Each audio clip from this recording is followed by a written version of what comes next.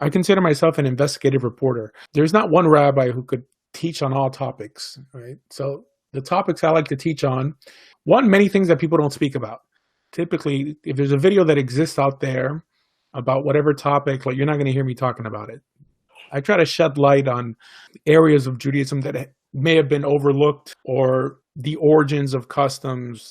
Really, I try to make people's lives easier in terms of observance. Not that I'm for watering down Judaism in any way, but I would say that the bulk of what's called Judaism nowadays is not really Judaism.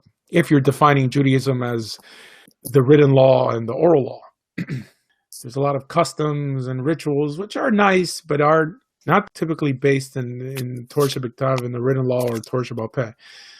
Although I encourage people that if they join a Jewish community, they should really do what that community does. But they should know the difference, and they should know what's required and what's not required, because I've seen a lot of people get burned out.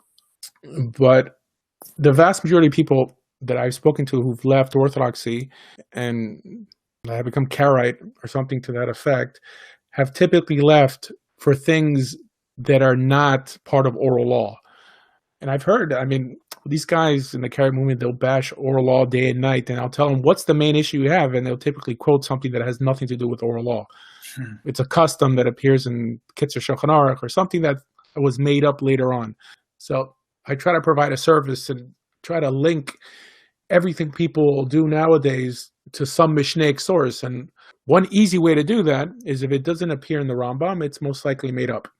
And there's even things in the Rambam that are also, he sort of threw in there that were customs. Hey, Rabbi Asher, did you get the question I typed in the chat about praying if it's not in a minyan?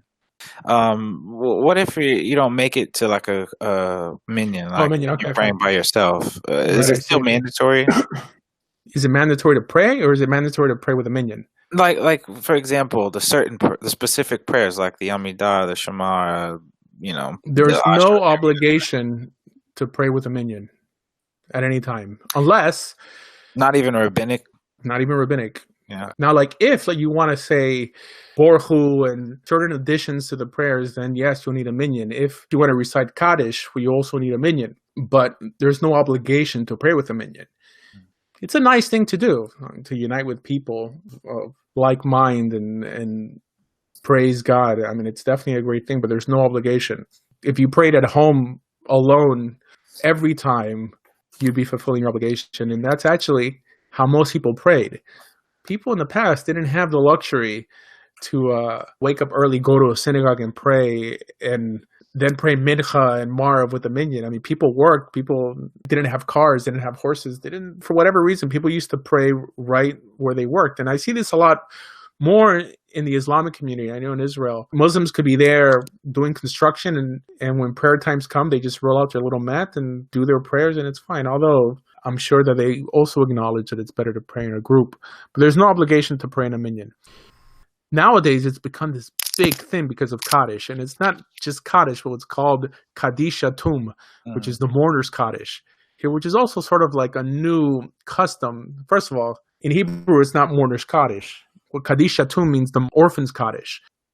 And that's also fairly new.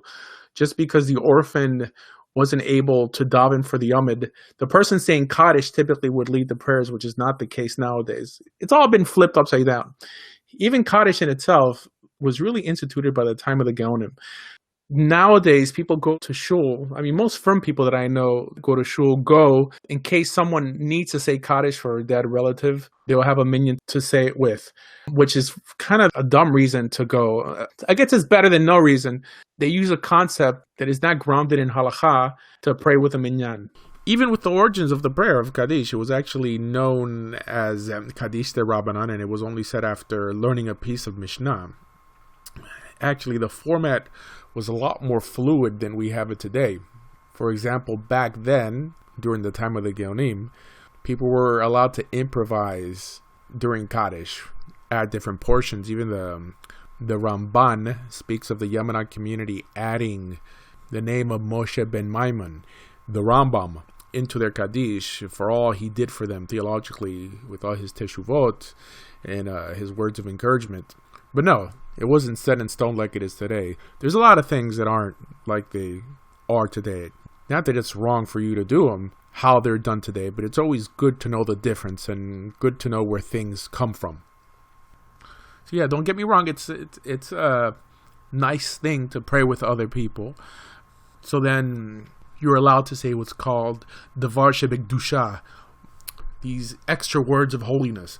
But really, regarding Kaddish Atum, in terms of saying it for the dead or the deceased, it's first mentioned, at least in terms of a law code, it was first mentioned by Shulchan Aruch, or by Beit Yosef, which is a complete Shulchan Aruch. But before that, I think it appears by the Or Zarua. But really, it's really akin to ancestor worship nowadays.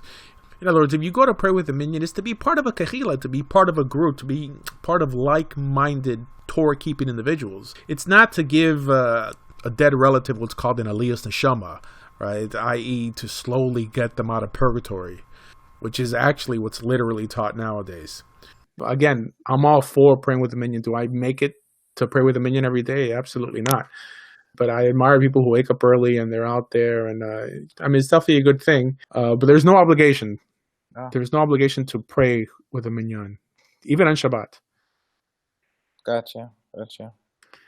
Interesting. Yeah. Hmm. All right. Let's see if we get any more